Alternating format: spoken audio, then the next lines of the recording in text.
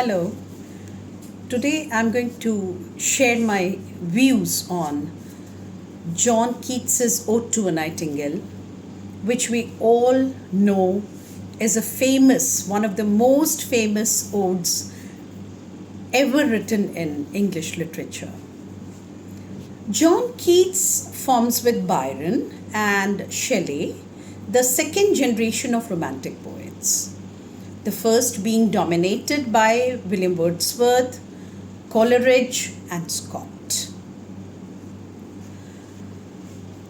In one of his letters to his friend Reynolds, Keats wrote, I quote, "I find I cannot exist without poetry," unquote. Keats cannot fully experience the ideal in the actual. He seeks to contemplate the actual from the point of view of the ideal. Very correctly remarked by John Grundy. John Keats is in many ways the most romantic of all romantic poets. He's the most escapist of them all. He wants to fade far away, dissolve, and quite forget the weariness, the fever and fret of life, real life. His imagination is caught by the ancient Greeks as well as the glory and splendor of the Middle Ages. Poetry of Keats is an unending pursuit of beauty, as is very much evident in his poetry. He was gifted with extraordinary sensibility and had an ardent passion for the beauty of the visible world.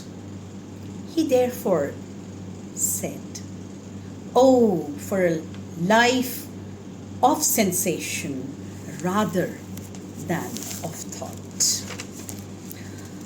There is something of the innermost soul of poetry in almost everything that Keats wrote, remarked Tennyson. John Keats tried his pen at various forms of writing, but none of them yielded him as grand success as the ode form. We all know ode is a Greek word which means a lyric or a song. Keats is always remembered chiefly as a writer of odes. Every ode has the same perfection of language. There is a unifying force behind the great odes of Keats, and that unifying force is their common theme and object, a common mood, and above all, a systematic and drama-like development of the mood. This lends them their unity of impression. Now let us come straight away to Ode to a Nightingale. This ode was written by John Keats soon after his brother's death. And the thought of the everlasting loveliness of the nightingale's song makes the poet ache to die rather than return to the world of disillusionment.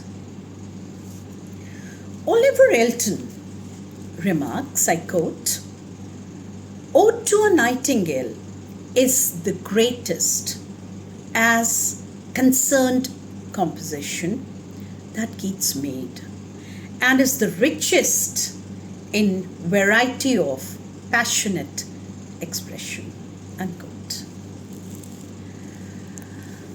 The ode was written in the spring of 1819, and this was inspired by the song of a nightingale that had built its nest close to the house of a friend in Hampstead.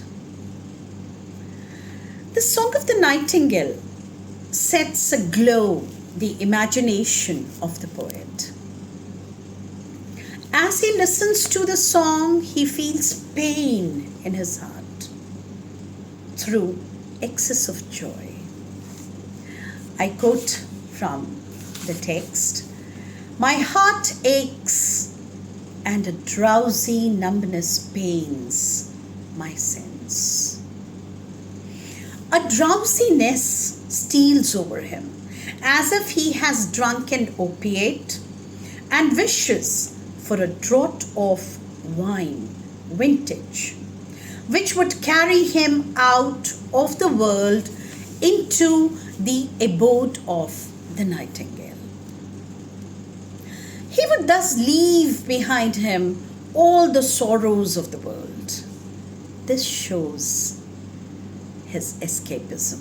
He wanted to leave the harsh, real world, and he just wanted to go to the world of Nightingale because he was fed up living in this miserable world. I quote from the poem, beautiful lines, "Fade far away, dissolve, and quite forget. What thou among the leaves," thou is the bird, nightingale, "among the leaves hast never known the weariness, the fever, and the fret." The poet wants to go to the world of Nightingale because the bird has never experienced what we experience, what we suffer. I mean, all the miseries,